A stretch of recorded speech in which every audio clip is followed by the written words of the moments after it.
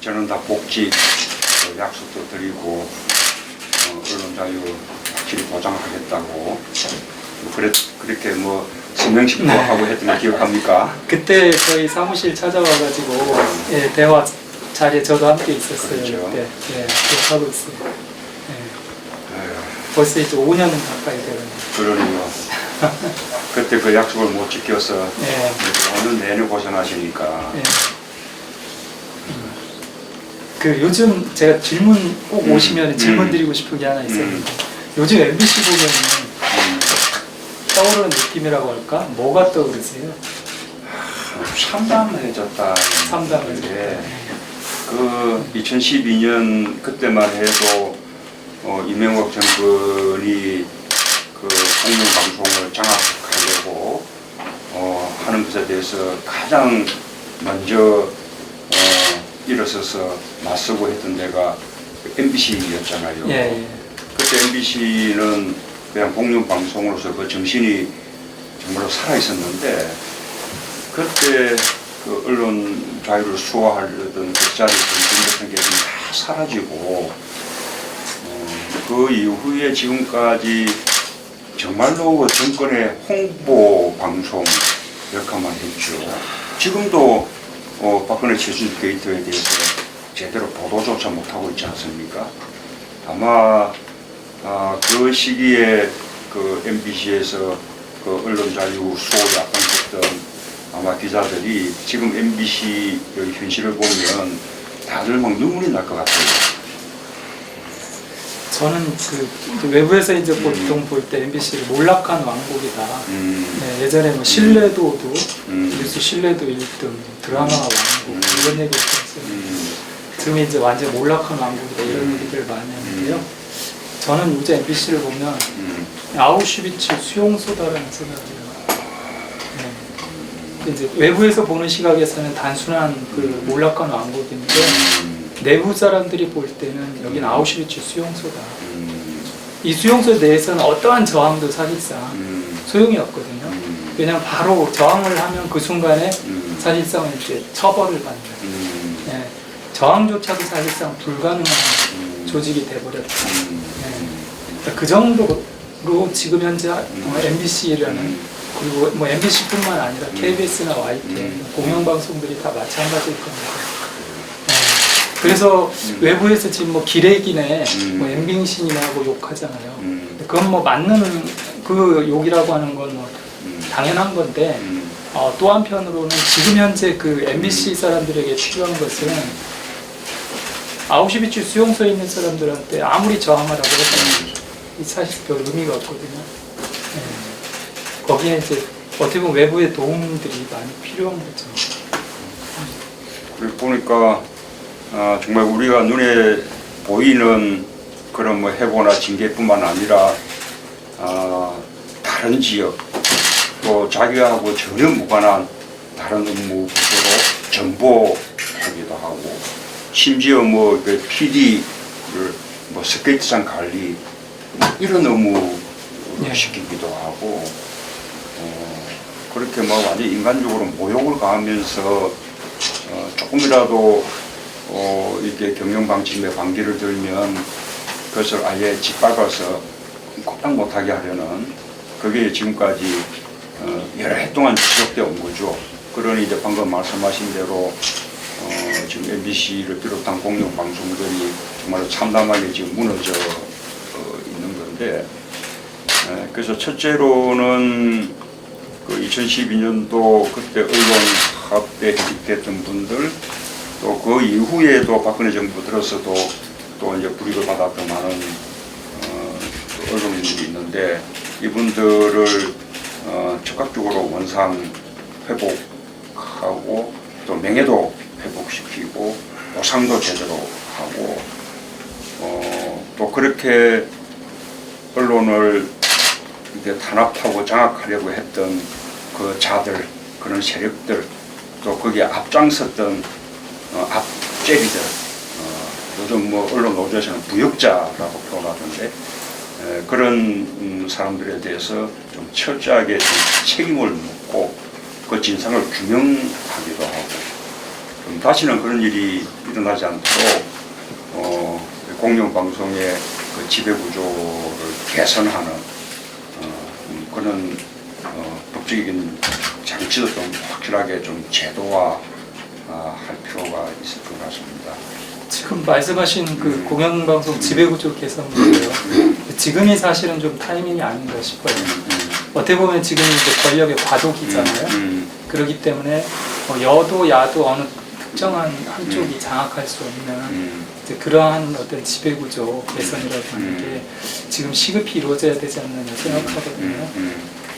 그걸 통해서 이제 지금 현재 그 MBC나 KBS의 문제를 빨리 지금 고치지 않으면 사실상 뭐 다음에 누가 권력을 잡을지 모르겠지만요. 야당이 설령 권력을 잡는다고 해도 그 권력을 잡은 사람들이 공영방송을 다시 바꾸기까지 제가 볼 때는 앞으로도 유언합니다. 아마 지금 MBC를 예를 들자면 현재 구성되어 있는 박문진 이사들 임기가 2017년 8월까지예요. 그러면 그분들이 매년 2월에 사장을 새로 뽑습니다. 그럼 새로 뽑은 사장이 3년 임기를 가잖아요. 그러려면 이 박문진 이사들을 또 바꿔야 새로운 사장을 임명할 수 있는데 이 이사들을 바꾸고 그분이 새로 임명된 사람 얼마 되지도 않은 사람은 어떻게 보면 쫓아내야 되는 그런 상황이 되니까 굉장히 복잡해져요. 그러면 MBC 문제 같은 경우에는 설령 내년에 야당이 집권을 한다고 해도 권력이 바뀐다고 해도 당분간 몇 년간은 전혀 변화가 없을 수 있는 저는 그런 상황이 지속된다고 봐요.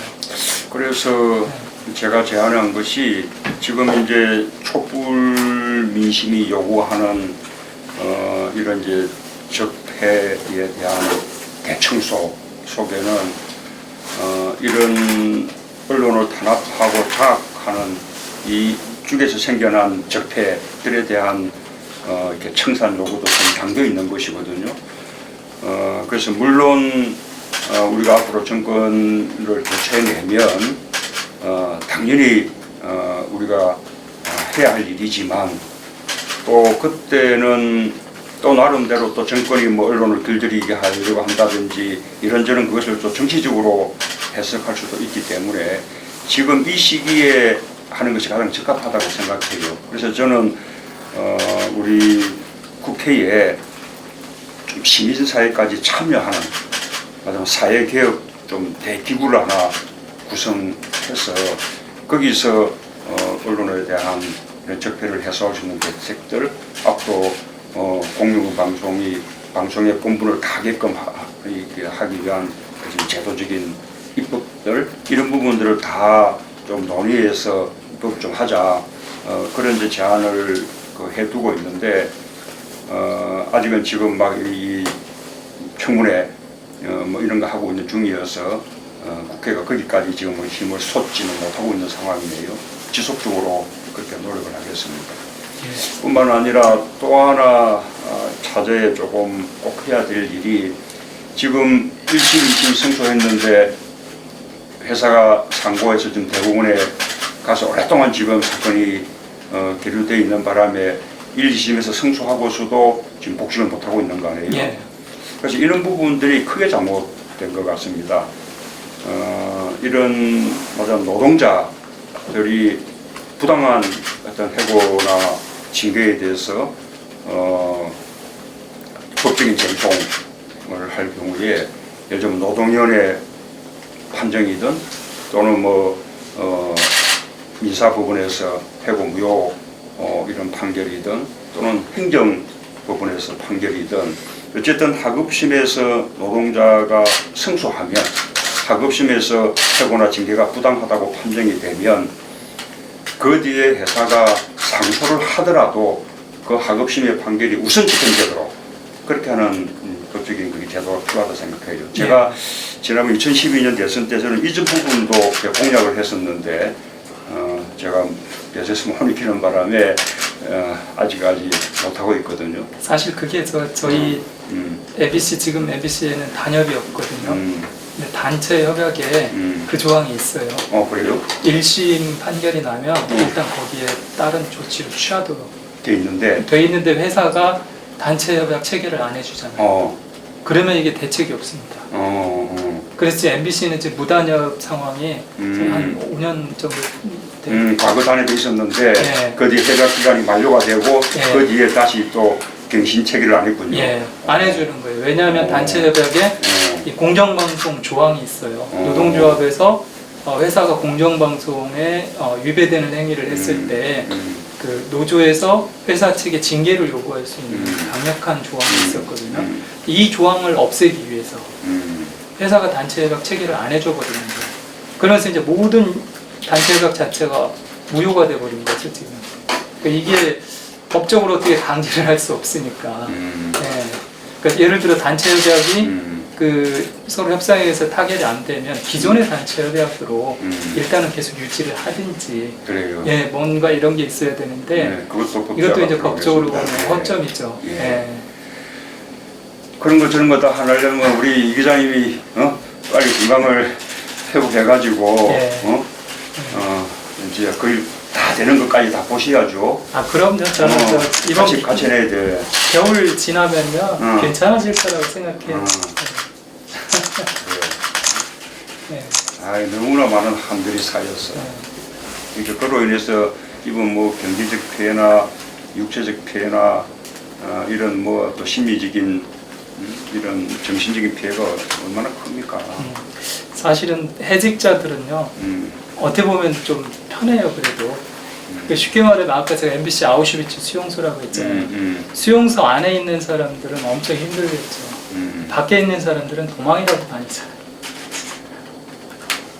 밖에 있는 사람은 도망이라도 다니고 도망 다니면서 좀 예를 들어 제때 먹을 거 못 먹고 뭐 자리가 불편하다든지 이런 불편은 있더라도 안에 있는 사람들은 거기서 수용돼서 언제 뭐 죽음을 당할지도 모르고 그런 끊임없는 공포와 괴로움을 당하면서 살고 있잖아요.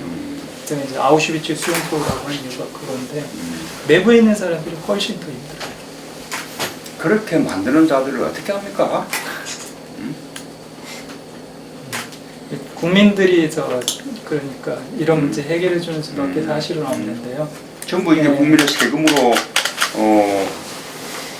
만약 운영하는 그런 이제 방송들인데 예.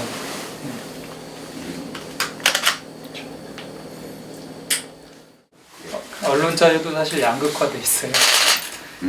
조중동을 비롯한 어떤 이제 개인 기업들은 충분히 언론 자유를 누리고 있는데 공영방송은 사실상 국가가 장악을 하고 있다 보니까 언론 자유가 전혀 없는 그런 양극화된 지금 상황입니다. 저는 뭐 조중동이 권력으로부터는 자유로울지 모르겠는데 그것은 뭐 권력을 비판하지 않으니까. 그렇죠. 예. 그러니까 반면에 이렇게 언론 재벌, 언론 자본으로부터는 자유롭지 못하잖아요. 그렇죠. 거기는 어차피 한 몸이죠. 뭐.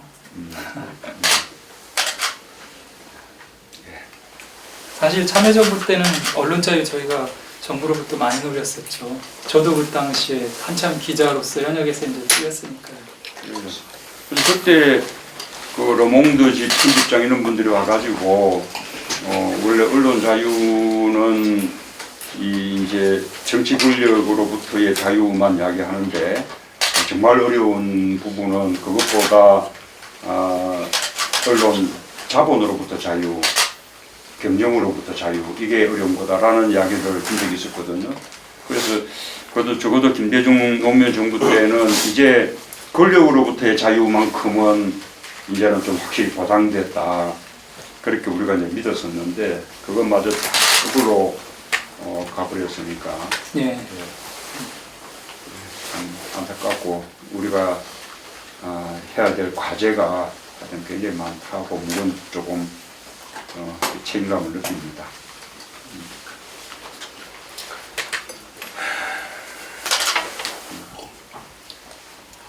아침에 바로 일이 오셨겠네요. 여기 1시간 반 정도 그 정도 걸리네요. 예. 예. 그래도 저 문 대표님 오신다고 그래서 그런지 문도 와가지고 지금 설경이 괜찮아요. 그러네요. 예. 예. 우리 기자님들 우리 이 기자님 만나는 게 쉽지 않을 텐데 그래도 혹시 질문하실 거 있으면 질문해 주시고 안 그러면 이제 편하게 해주시면 좋겠네요.